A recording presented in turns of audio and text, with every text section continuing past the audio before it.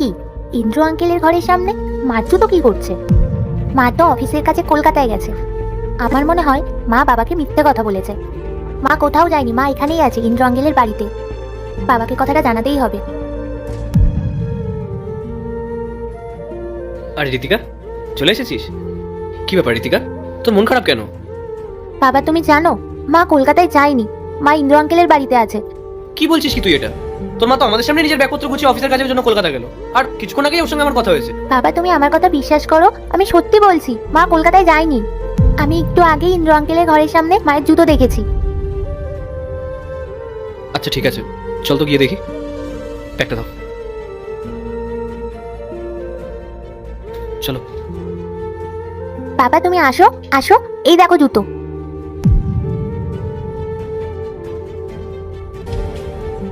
হ্যাঁ, এটা তো তোর মায়েরই জুতো। আমি ওকে কিছুদিন আগে কিনে দিয়েছিলাম। ওর জুতো ইন্দ্র ফ্ল্যাটের সামনে কি করছে? রাহুলকে কিরকম বোকা বানালাম বলো? ও জানে আমি কলকাতাতে অফিসের একটা মিটিং আছে, আর এদিকে আমি তোমার কাছে বসে আছি। এই কয়দিন আমরা অনেক এনজয় করব। ঠিকই বলেছো তুমি। ও বেচারা বুঝতেও পারলো না যে তুমি ওর সোসাইটিতে ওরই বন্ধুর সাথে আছো। আমি একটা কাজ করি, আমি একবার তোর মাকে একটা ফোন করে দেখি। এখন আবার কে ফোন করলো? দাঁড়াও আমি দেখছি। ইন্দ্র, রাহুল না ভিডিও কল করছে। এখন আমি কি করব? তুমি এক কাজ করো, তুমি কলটা রিসিভ করো, আমি পাশের ঘরে চলে যাচ্ছি। ইন্দ্র, তোর মাথা ঠিক আছে তো? আমি যদি এখন কলটা রিসিভ করি ও তো বুঝেই যাবে। ও তো জানে আমি এখন অফিসে আছি, আর এটা তো একটা ফ্ল্যাট। তুমি এক কাজ করো, এখন ফোনটা রিসিভ করতে হবে না। যখন ও পরে ফোন করবে তখন তুমি ওকে বলে দিও তুমি অফিসের ইম্পর্টেন্ট কাজ ছিল। ওকে। জিয়া তো কলটাও রিসিভ করছে না। জিয়া তুমি এত টেনশন করো না তো। যাই হোক, তোমার বুদ্ধির জবাব নেই। তুমি কিছুদিন বাদে বাদে এরকম প্ল্যান করতে থাকো, তাহলে আমাদের বাইরে দেখা করার প্রয়োজনও পড়বে না, আর কেউ সন্দেহ করবে না। আমি আরেকবার কল করে দেখি। তুমি ঠিকই বলেছো, এই প্ল্যানটা করাতে আমাদের খুব সুবিধাই হয়েছে। কিছুদিন বাদে বাদেই আমরা দেখা করতে পারবো।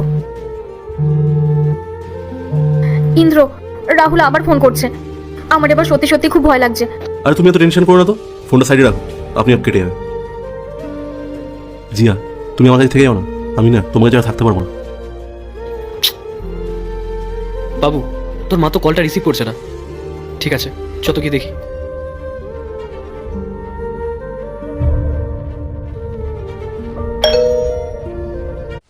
পার্ট 2 দেখতে সাবস্ক্রাইব করো ভেলকু 78M। এরপরে কি হয় সেটা দেখার আগে মায়ের কাছে 10 টাকা চাইলে 20 টাকা দেয়, 1 রুটি চাইলে 2টা রুটি দেয়। সেই মাকে যদি ভালোবেসে থাকো তাহলে ভিডিওটিতে লাইক করে চ্যানেলটি সাবস্ক্রাইব করো, আর কমেন্টে আই লাভ ইউ মা।